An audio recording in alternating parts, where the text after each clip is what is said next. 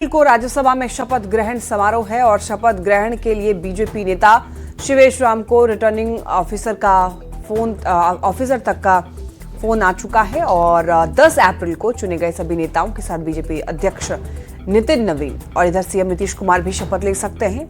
तो ऐसे में सवाल यह है, क्या राज्यसभा में शपथ से पहले सीएम पद से इस्तीफा देंगे नीतीश?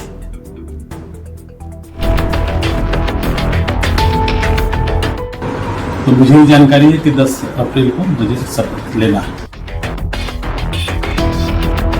10 अप्रैल 2026 यही तारीख तय हुई है बिहार से नवनिर्वाचित राज्यसभा सांसदों के शपथ ग्रहण की। इस बात की जानकारी खुद बिहार से नवनिर्वाचित बीजेपी सांसद शिवेश राम ने दी। शिवेश राम ने बताया कि शपथ ग्रहण के लिए उन्हें रिटर्निंग ऑफिसर का फोन आया था। 10 अप्रैल को राज्यसभा में शपथ ग्रहण समारोह है। उसी दिन बीजेपी अध्यक्ष नितिन नवीन और बिहार के मुख्यमंत्री नीतीश कुमार सहित बिहार से निर्वाचित सभी 5 सांसद शपथ ले सकते हैं। नवीन और मुख्यमंत्री नीतीश कुमार, उपेंद्र कुशवाहा से सभी लोग उसमें शपथ लेंगे। जी, मुझे तो लगता है ऐसा ही, क्योंकि मेरे लियाजनिंग अफसर से जो बात हुई उन्होंने कहा कि 10 तारीख को बिहार के लोगों का शपथ लेना। सवाल है कि क्या राज्यसभा में शपथ से पहले सीएम पद से इस्तीफा देंगे नीतीश? क्योंकि ये साफ हो चुका है कि नीतीश कुमार राज्यसभा के जरिए केंद्र की राजनीति में जा रहे हैं। उसके पहले वो 30 मार्च को विधान परिषद की सदस्यता से इस्तीफा देने वाले हैं। इधर नीतीश कुमार के राज्यसभा जाने की बात पर भावुक होते हुए मंत्री अशोक चौधरी कहते हैं कि हम लोग नहीं चाहते थे कि वे बिहार को छोड़कर राज्यसभा जाएं। परिस्थितियों के साथ उनका निर्णय है, हम लोग तो नहीं चाहते थे कि वो जाएं। जेडीयू सांसद देवेश चंद्र ठाकुर ने भी कहा कि नीतीश कुमार का राज्यसभा जाना हम सब के लिए दुख की बात है। हम लोग के लिए तो दुख की बात है व्यक्तिगत रूप से। हम लोग उन्हीं के नेतृत्व में इतना ज्यादा काम किए कर सके हैं, और जितना काम बिहार में हुआ युवा और जितना ज्यादा काम हुआ है, मैं नहीं समझता हूँ पूरे देश में इतने काल में किसी नेता ने उतना बड़ा काम, ज्यादा काम किया हो। ये तय है कि नीतीश राज्यसभा के रास्ते केंद्र की राजनीति में जा रहे हैं, लेकिन जब तक वे बिहार के मुख्यमंत्री हैं, लगातार विकास कार्यों को लेकर गंभीर हैं। समृद्धि यात्रा के समापन के बाद भी वे रुके नहीं हैं। शनिवार को सीएम ने पटना में बन रहे गौरव पार्क का निरीक्षण किया, पटना हाट के निर्माण का भी जायजा लिया और सभ्यता दौर भी पहुंचे। वहां भी घूम घूम कर चीजों को देखा। न्यूज 18 के लिए पटना से शैलेंद्र कुमार और आनंद अमृतराज के साथ ब्यूरो रिपोर्ट। केंद्रीय गृह एवं सहकारिता मंत्री अमित शाह ने पश्चिम बंगाल की राजधानी कोलकाता में तृणमूल कांग्रेस के खिलाफ चार्जशीट जारी की। अमित शाह ने कहा कि पूरे देश में एसआईआर हुआ, लेकिन बवाल सिर्फ बंगाल में। अमित शाह ने बंगाल में पूर्ण बहुमत की सरकार बनने का दावा भी किया। बंगाल की चुनावी लड़ाई चरम पर पहुंच चुकी है। बीजेपी और ममता बनर्जी के बीच सियासी तलवार तन गई है। बीजेपी की ओर से पार्टी के चाणक्य माने जाने वाले केंद्रीय गृह मंत्री अमित शाह ने खुद मोर्चा संभाल लिया है। अमित शाह ने पश्चिम बंगाल की राजधानी कोलकाता में तृणमूल कांग्रेस के खिलाफ चार्जशीट जारी किया। इस दौरान अमित शाह ने ममता बनर्जी और उनकी पार्टी टीएमसी पर तीखा हमला भी बोला। ये जो चार्जशीट है टीएमसी के 15 साल के काले चिट्ठों का संकलन है। सोनार बांग्ला का स्वप्न दिखाकर सिंडिकेट राज स्थापित कर बंगाल की जनता का शोषण करने वाले शासन की कहानी है। तृणमूल कांग्रेस के कुशासन में बंगाल भ्रष्टाचार की प्रयोगशाला बन चुका है। अमित शाह ने कहा कि ममता दीदी ने हमेशा विक्टिम कार्ड वाली पॉलिटिक्स खेली है। कभी उनका पैर टूट जाता है, कभी उनके सिर पर पट्टी बंध जाती है, कभी वो बीमार पड़ जाती हैं और कभी वह चुनाव आयोग के सामने खड़ी होकर बेबसी का नाटक करती हैं और चुनाव आयोग को गालियां भी देती हैं। लेकिन बंगाल के लोग अब विक्टिम कार्ड की इस पॉलिटिक्स को अच्छी तरह समझ चुके हैं और बंगाल में बीजेपी की पूर्ण बहुमत की सरकार बनने जा रही है। नहीं, हम आसाम में 90 से ज्यादा सीटों के साथ जीतेंगे और हम बंगाल में भी बहुत अच्छे तरीके से सरकार बनाने जा रहे हैं। एक ओर जहां बीजेपी असम में फिर से सत्ता में वापसी चाहती है, तो दूसरी ओर बीजेपी ने बंगाल में ममता बनर्जी के 15 साल के शासनकाल को उखाड़ फेंकने का बीड़ा भी उठा लिया है। हालांकि पिछले चुनाव में भी बीजेपी ने बहुत जोर लगाया था, लेकिन तब ममता का करिश्मा काम कर गया। देखना होगा इस बार क्या होता है। Bureau report, news 18। चलिए रुक करते हैं अगली खबर की ओर। गोपालगंज से इस वक्त एक खबर मिल रही है। बताया जा रहा है कि पुलिस जीप को एक ट्रक ने टक्कर मार दी और रात में गश्ती पर पुलिस टीम निकली थी। हादसे में 3 पुलिसकर्मी घायल हो गए हैं। सभी घायलों का सदर अस्पताल में इलाज जारी है। हादसे के बाद ट्रक चालक गाड़ी लेकर के फरार हो गया। सीसीटीवी फुटेज की मदद से जांच जारी है। देखिए, बंजारी मोड़ के पास में यह हादसा हुआ है। डॉक्टर के मुताबिक घायल पुलिसकर्मियों की हालत खतरे से बाहर है। हालांकि पुलिस की गाड़ी पूरी तरीके से क्षतिग्रस्त हो गई है। नगर थाने की पुलिस घटना की जांच कर रही है और आसपास में लगे सीसीटीवी फुटेज के सहारे आरोपी ट्रक चालक की तलाश में जुटी है। बताया जा रहा है कि नगर थाने की पुलिस रात्रि गश्ती पर निकली थी और इसी दौरान NH 27 पर ट्रक ने पुलिस की जीप में ही टक्कर मार दी। गोविंद हमारे साथ जुड़ चुके हैं ज्यादा जानकारी के लिए। गोविंद, पुलिस जीप को एक ट्रक ने टक्कर मारी है, कब का ये मामला है और जो पुलिसकर्मी घायल हुए हैं उनकी क्या स्थिति है फिलहाल इस वक्त? देखिए, आहले सुबह की ये घटना है और नगर थाना क्षेत्र के बंजारी मोड़ के पास NH 27 पर यह हादसा हुआ है, जहां पर नगर थाने की पुलिस की टीम गश्ती में निकली हुई थी और गश्ती के दौरान ही गोरखपुर की तरफ से तेज रफ्तार में आ रही ट्रक ने पुलिस की जीप में टक्कर मार दी, जिसके बाद पुलिस की जीप हाईवे पर ही पलट गई और जीप में सवार तकरीबन 3 पुलिसकर्मी जख्मी हो गए। जख्मी पुलिसकर्मियों में तारकेश्वर सिंह, मोहम्मद फारूक और सत्येंद्र यादव शामिल है। इन सभी लोगों को इलाज के लिए इस वक्त सदर अस्पताल के इमरजेंसी वार्ड में भर्ती कराया गया है और डॉक्टरों की देखरेख में इनका इलाज चल रहा है। डॉक्टरों से भी हमारी बात हुई है इस मामले में और डॉक्टर का कहना है कि स्थिति सभी पुलिसकर्मियों की इस वक्त खतरे से बाहर है। हालांकि पुलिस की जो जीप है वो पूरी तरह से क्षतिग्रस्त हो गई है और इस पूरे मामले में इस वक्त पुलिस के वरीय अधिकारी जांच कर रहे हैं और आसपास में जो सीसीटीवी कैमरे लगे हुए हैं उसकी भी जांच की जा रही है ताकि ट्रक चालक और ट्रक को पकड़ा जा सके। हादसे के बाद से ट्रक चालक ट्रक लेकर फरार बताया जा रहा है। जी ठीक है गोविंद, बहुत धन्यवाद आपको इन तमाम जानकारियों के लिए। चलिए नवादा से रुख करते खबर की। रामनवमी शोभा यात्रा पर बताया जा रहा है कि पथराव हुआ है। जुलूस में शामिल वाहनों के शीशे भी तोड़े गए।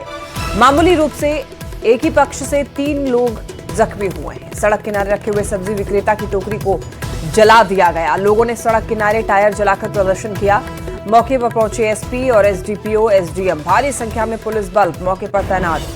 रोह के पुरानी बाजार स्थित जामा मस्जिद के पास की ये घटना है। ये कुछ तस्वीरें आप देख सकते हैं कि किस तरीके से यहाँ पर रामनवमी शोभा यात्रा पर पहले पथराव शुरू किया गया और उसके बाद धीरे धीरे करके किस तरीके से उपद्रव यहाँ पर मचाया है लोगों ने। और देखिए, एक ही पक्ष से बताया जा रहा है कि 3 लोग जख्मी हो गए हैं। सड़क किनारे रखे हुए जो सब्जी विक्रेताओं की टोकरी थी उनको जला दिया गया। इतना ही नहीं, सड़क किनारे टायर जला दिए गए और खूब प्रदर्शन हुआ है। इसके बाद स्थिति को संभालने के लिए मौके पर SP पहुंचे, SDPO, SDM पहुंचे। भारी संख्या में पुलिस बलों की वहां पर तैनाती की गई और जामा मस्जिद के पास की दरअसल ये जो घटना आप देख रहे हैं। अनिल विशाल हमारे साथ जुड़ चुके हैं ज्यादा जानकारी के लिए। अनिल, रामनवमी शोभा यात्रा पर पथराव और पथराव के बाद काफी ज्यादा उपद्रव मचाया है यहाँ पर लोगों ने। क्या कुछ लोगों को डिटेन किया है पुलिस ने? जी देखिए, बिल्कुल ये कुछ लोगों के द्वारा जो है जो माहौल खराब करने का जो प्रयास किया गया है। हालांकि पुलिस ने तत्परता दिखाते हुए भारी संख्या में वहाँ पे पुलिस को वहाँ डिप्लॉय किया और इसका नतीजा देखने को मिला कि जितने भी उपद्रवी तत्व थे वो मौके से छोड़कर वो फरार हो गए। देर रात जब पुलिस पूरे इलाके को जब अपने कब्जे में लेकर जब इलाके की जब सघन तलाशी की तो पुलिस को संभवतः कुछ अभी लीड्स मिले हैं। सदर SDPO का ये कहना है कि प्रशासन की तरफ से पूरे शोभा यात्रा की वीडियोग्राफी कराई जा रही थी। उसमें कुछ संदिग्ध लोगों को शिनाख्त किया गया है। हालांकि देर रात तक पुलिस की छापेमारी जो है वो जारी रही है। हालांकि अभी तक पुख्ता तरीके से अभी किसी की गिरफ्तारी या हिरासत में लेने की बात अभी तक नहीं आई है, मगर पुलिस जो है इस पूरे घटनाक्रम पे नजर बनाए हुए है और आज नवादा शहर में आज शोभा यात्रा निकाली जानी है तो उसको लेकर पुलिस जो है वो अलर्ट पर है और जितने भी इलाके में शोभा यात्रा बची हुई है वहाँ के पुलिस ने पुरजोर तैयारी कर रखी है। फिलहाल रोह की जो स्थिति जो है पूरी तरह से सामान्य है और जितने भी आगजनी के जो हुए थे वहाँ से जो लोग घायल हुए हैं क्या उनसे पूछताछ की गई कि कौन लोग थे जिन लोगों ने पथराव शुरू किया, कहाँ रहते हैं? जी देखिए, आंशिक रूप से लोग उस पत्थरबाजी में चोटी हुए थे। कुछ पुलिसकर्मी को भी चोटें आई थी मगर बड़े पैमाने पर किसी को भी नुकसान नहीं पहुंचा है। अभी फिलहाल जो पुलिस जो है वो जिस गली में या जहाँ से यह घटना की शुरुआत हुई थी वहाँ पुलिस बारीकी से तलाशी कर रही है। आसपास के इलाके में लगे सीसीटीवी की भी पड़ताल की जा रही है। अभी पुख्ता तरीके से अभी पुलिस कुछ भी करने से बचे, क्योंकि अभी शुरुआती दौर में पुलिस को अभी बहुत बड़े लीड्स नहीं मिले हैं, मगर पुलिस अभी एहतियातन सभी चीजों को सामान्य करने में लगी हुई है। जी ठीक है, बहुत धन्यवाद आपका इन तमाम जानकारियों के लिए अनिल।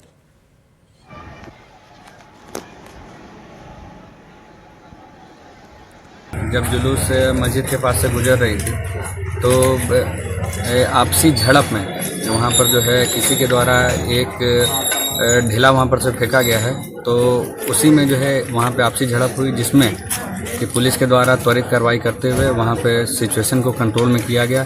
तो वहाँ पर से भीड़ जब बाहर आई, मेन रोड पे आई, तो बाहर जो कुछ ठेले लगे हुए थे तो उन्हीं में उन भीड़ के द्वारा जो है आग लगा दिया गया। उस जैसे ही आग लगाया गया तो यहाँ पर दमकल आई, सबको आग ये सब बुझाया गया, भीड़ को भी कंट्रोल किया गया। अभी जो है स्थिति सामान्य है। इसमें एफआईआर करके हम लोग आगे की कार्रवाई, अरेस्टिंग ये सब कर रहे हैं। सर, आगजनी में क्या क्या नुकसान हुआ है सर? अभी तक जो है कुछ बड़ा वैसा हम लोग को सूचना नहीं मिला कि कुछ बड़ी लॉस की। एक जो कुछ ठेले थे, जो बाहर ठेले लवारिस लगे रहते हैं, एक दुकान जो है जो ठेले के पास में था, एक खैनी का दुकान था, उसमें जो है थोड़ा सा वो क्षति दिख रहा है, जो कि दमकल के द्वारा ही आग बुझाया गया है। जेल से निकलने के बाद मोकामा विधायक अनंत सिंह अपने पुराने अंदाज में दिख रहे हैं। पटना आवास के बाहर घोड़े के साथ नजर आए। काफी पहले पटना की सड़कों पर कई बार घुड़सवारी करते या फिर बग्घी से विधानसभा जाते भी वो नजर आ चुके हैं। देखिए, अनंत सिंह बिहार की राजनीति में अपनी दबंग छवि और बेबाक अंदाज के लिए जाने जाते हैं। कभी गले में अजगर के साथ अटखेलियां करते दिखे, तो कभी आंखों में काला चश्मा और सिर पर हैट पहने बग्घी से विधानसभा जाने की तस्वीरें सामने आई, तो कभी पटना की सड़कों पर घुड़सवारी करते दिखे। बिहार की राजनीति में छोटे सरकार के नाम से चर्चित मोकामा के विधायक अनंत सिंह जेल से बाहर आने के बाद एक बार फिर बेहद एक्टिव दिख रहे हैं। अनंत सिंह की एक ताजा तस्वीर सामने आई है, जिसमें वो अपने पटना आवास के बाहर पसंदीदा घोड़े के साथ दिख रहे हैं।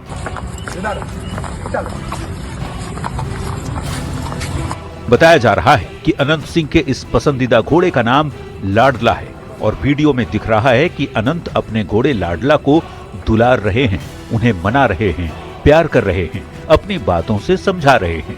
घोड़ा भी उनकी बातों पर अपने पैर को आगे पीछे कर रहा है। घुड़सवारी अनंत सिंह का काफी पुराना शौक रहा है। यही वजह है कि अनंत सिंह ने 2006 के आसपास पहचान छिपाकर आरजेडी अध्यक्ष लालू प्रसाद के घोड़े को सोनपुर मेले में खरीद लिया था। उन्होंने यह घोड़ा किसी और के जरिए इसलिए खरीदवाया क्योंकि अनंत सिंह को पता था कि लालू प्रसाद उन्हें घोड़ा नहीं बेचेंगे। चर्चा तब तेज हुई जब अनंत सिंह इस घोड़े पर सवार होकर विधानसभा पहुंचे। न्यूज 18 के लिए पटना से शैलेंद्र कुमार की रिपोर्ट।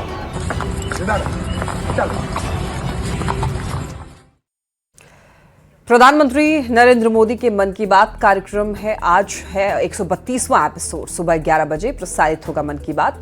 देशवासियों से चर्चा करेंगे पीएम मोदी। बिहार में बीजेपी नेता सुनेंगे मन की बात। सम्राट चौधरी, संजय सरावगी और रामकृपाल यादव मन की बात सुनने वाले हैं। देखिए, प्रधानमंत्री नरेंद्र मोदी मन की बात आज करने वाले हैं, जिसमें कई मुद्दों को संग्रहित करेंगे। 132वां एपिसोड है। सुबह 11 बजे का समय है जब मन की बात प्रसारित होगा और देशवासी मन की बात सुनेंगे। हो सकता है इसमें एनर्जी क्राइसिस की बात करें, वो मिडिल ईस्ट में जो क्राइसिस चल रही है उसका देश में किस तरीके से असर हो रहा है और कैसे इस वक्त हमें एकजुट रहना है, इस पर भी बात कर सकते हैं प्रधानमंत्री नरेंद्र मोदी। और इसको लेकर देखिए, बिहार में बीजेपी के नेता काफी ज्यादा उत्साहित हैं मन की बात सुनने के लिए। सम्राट चौधरी, संजय सरावगी और रामकृपाल यादव मन की बात आज सुनेंगे। मधेपुरा में रफ्तार एक बार फिर काल बन गई है। मेले से लौट रहे 4 दोस्तों की दर्दनाक मौत हो गई।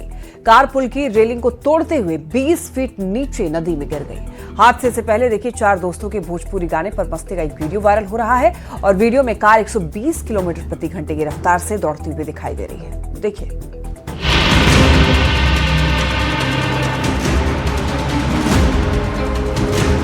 कार के स्पीडोमीटर का कांटा रफ्तार देखकर उछल रहा है। एक्सीलेटर पर प्रेशर ऐसा कि कार रफ्तार के सारे रिकॉर्ड तोड़ देना चाहती है।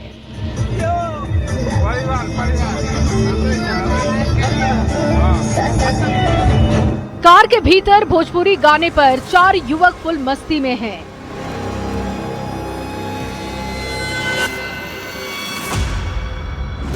लेकिन अगले ही पल की तस्वीर देखिए, कार बिजली का पोल तोड़ते हुए पुल की रेलिंग को ध्वस्त करते हुए नदी में जा समाती है। बेकाबू कार अब नदी में शांत पड़ी है। उसमें सवार 4 दोस्त अब काल के गाल में समा चुके हैं। ये तस्वीरें मधेपुरा की हैं, जहां हादसे से हाहाकार मचा है। बताया जा रहा है कि 4 दोस्त कार से ग्वालपाड़ा मेला देखकर लौट रहे थे, लेकिन ये उनकी आखिरी यात्रा साबित हुई। अरार पुल के पास कार बेकाबू होकर बिजली का पोल तोड़ते हुए नदी में जा गिरी। नदी में कार गिरने से पहले एक युवक का फेसबुक लाइव वीडियो सामने आया है, जो सोशल मीडिया पर तेजी से वायरल हो रहा है। जब गाड़ी 120 किलोमीटर प्रति घंटे की रफ्तार से फर्राटा भर रही थी, ठीक उसी वक्त युवक कार के अंदर से लाइव कर रहा था। इस दौरान ये दर्दनाक हादसा हो गया। पुलिस अब वायरल फेसबुक लाइव वीडियो की जांच कर रही है, लेकिन हादसे की इस तस्वीर से साफ है कि कार इतनी रफ्तार में थी कि बचने का कोई रास्ता नहीं बचा था। बेकाबू रफ्तार एक बार फिर से 4 जिंदगियों पर भारी पड़ गई है। न्यूज़ 18 के लिए मधेपुरा से श्रीकांत राय की रिपोर्ट। अब बात करेंगे समस्तीपुर की, जहां बाबा केवल स्थान में राजकीय मेले में शराब बेचने का वीडियो वायरल हो रहा है। मेले में शराब का काउंटर लगाया गया है और सरेआम शराब बेची जा रही है। मेले में शराबबंदी कानून की खुलेआम धज्जियां किस तरीके से उड़ाई जा रही हैं, आप खुद देखिए। बाबा केवल स्थान में शराब का काउंटर। राजकीय मेले में शराब की सरेआम बिक्री। शराबबंदी कानून की फिर उड़ी धज्जियां। ये तस्वीर है समस्तीपुर के केवल स्थान में सजी दुकानों की। मेले में लोगों का रेला है। मेले में दुकान और ठेला है और मेले में शराब की काउंटर भी लगी है। एक शख्स आकर पूछता है, ओरिजिनल है? ये ओरिजिनल है? ये ओरिजिनल है? समस्तीपुर के मोरवा प्रखंड में मल्लाहों के तीर्थ स्थल बाबा केवल स्थान धाम में राजकीय मेला लगा है। मेले में खुलेआम शराब बेचने का वीडियो वायरल हो रहा है। बाजाबता टेबल पर शराब की बोतलें सजी हैं और लोग शराब की बोतल देखकर हैरान हैं। न्यूज़ 18 इस वायरल वीडियो की पुष्टि नहीं करता, लेकिन मेले में शराबबंदी कानून की खुलेआम धज्जियां उड़ाई जा रही हैं। शराब के धंधे में लगा शख्स बिना किसी फिक्र और परवाह के शराब बेच रहा है। शराब बेचने का ये वीडियो सोशल मीडिया पर तेजी से वायरल हो रहा है। बड़ा सवाल है कि राजकीय मेले में सुरक्षा के बीच कैसे पहुंची शराब? श्रद्धा और आस्था के मेले में शराब का क्या काम है? मेले में तैनात पुलिस के जवान आखिर क्या कर रहे थे? क्या पुलिस अपनी लापरवाही पर पर्दा डाल रही है? न्यूज़ 18 के लिए समस्तीपुर से मुकेश कुमार की रिपोर्ट। खबर नवादा से, जहां जंगली हाथियों ने गांव में घुसकर जमकर उत्पात मचाया है। हाथियों के झुंड ने ग्रामीणों की फसल को भी काफी ज्यादा नुकसान पहुंचाया है।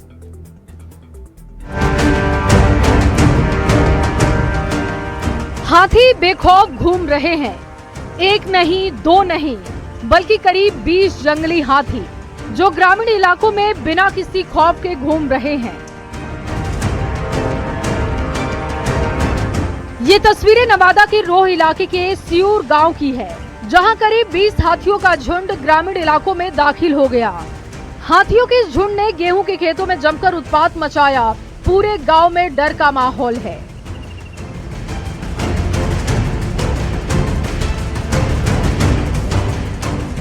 हालांकि बड़ी मशक्कत के बाद गांव वालों ने जंगली हाथियों को गोविंदपुर की तरफ खदेड़ दिया है।